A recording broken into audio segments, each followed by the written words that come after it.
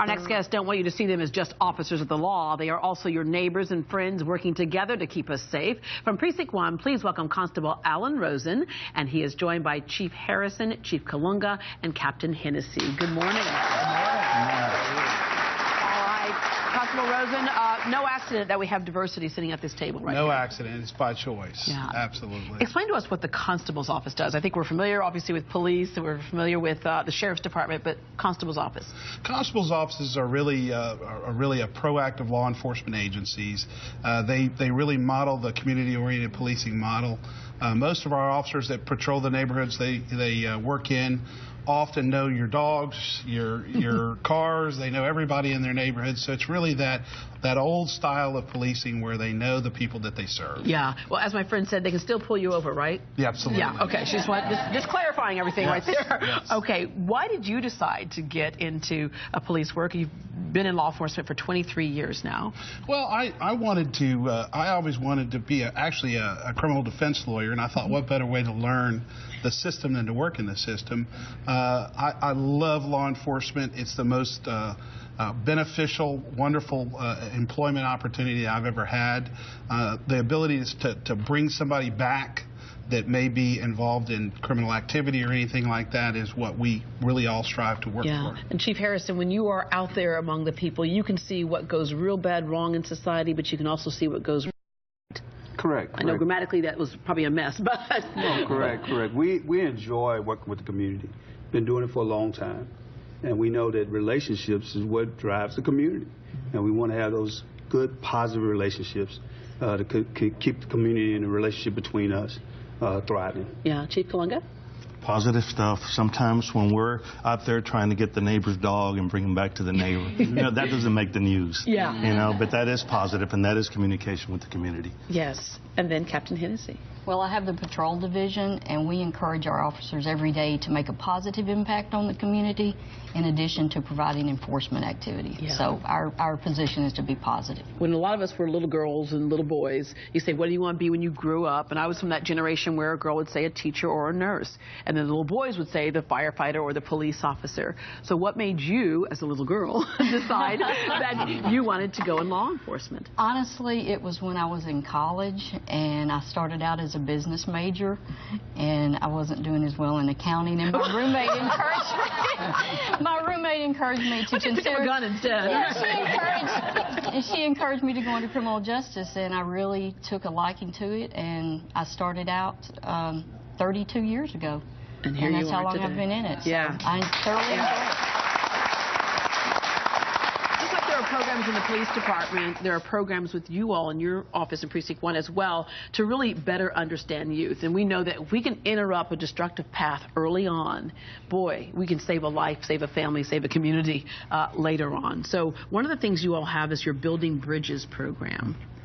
Yeah, the Building Bridges program was something that we created that would reach that demographics of youth to teach them what to do when they encounter law enforcement.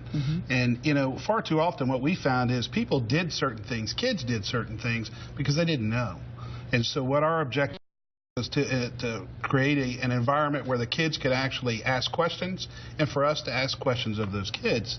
So we had a very good understanding of what their perception of law enforcement was, and we learned from them. So it was a discourse where we taught them what to do when you encounter law enforcement, and they were able to, we were able to understand from their perspective how they feel about law enforcement. Yeah, all right. Well, Julio and Andre have been with Building Bridges since its inception, and they're with us this morning. And I want to ask you all, what was your perception of law enforcement before getting up close and personal with these folks, and what is it today, and how do you think it's going to help you in your life? Well, I would say my perception of the officers was always bad because that's all I seen and grew up around. But then being with them since 2013, helping them with this youth summit, which actually was a great turnout, we seen that all the kids had a different background, and the officers actually came where they wanted to understand us as a person themselves. And we was like, oh, they're no different from us. So we seen the good in them. We like, well, we should actually give them a chance. Yeah, and understanding that your surroundings and what other family members or neighbors may have done doesn't mean that has to be your course or your path in life. Yeah, we always thought that, but it was... we already knew that part, but... It's just that it would be hard because, you want to do good with somebody, but it's always hard to reach them because they don't want to be reached because they seen the bad and only the bad. Yeah. So it's like until you break that down, that's when you can truly touch their inner core and see who they are. And touch them, learn, teach them. Yeah. You need to run for office right there. And then And what about for you? Why are you glad that you went through this program? What was that? Why are you happy that you went through this program? What did it teach you? Well, it teach me a lot. I mean, I've always seen from my perspective how cops interact with the youth, and mostly all I see is beating the youth. And I didn't like it at first, and then until I heard about Teen Summit and all that stuff, and I went and I got to talk to Constable Alan Rosen about other things, and I heard the other youth about their experience, and just hearing from that, it taught me, and I learned from it, and how the officers are with us. Yeah, they care about you. Yeah, they care about us. They don't want to chase you down and put you in jail. They want to build you up and let you move forward with your life that you're intended to have. Well, thank you very much. You have a Building Bridges basketball tournament that's coming up. Yes. We're constantly engaging the community, trying to bring people to get to know police officers on a more personal level and not just looking at us from being an enforcer. And so we're having our second annual basketball tournament, which is at Sam Houston High School on September 26th. And we already have a ton of sponsors and a lot of people that are involved with it.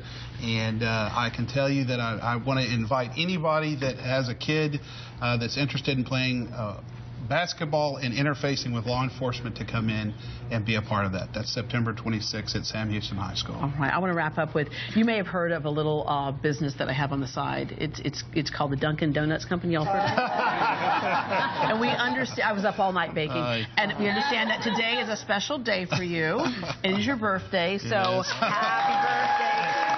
There you go. Make your wish. Thank you.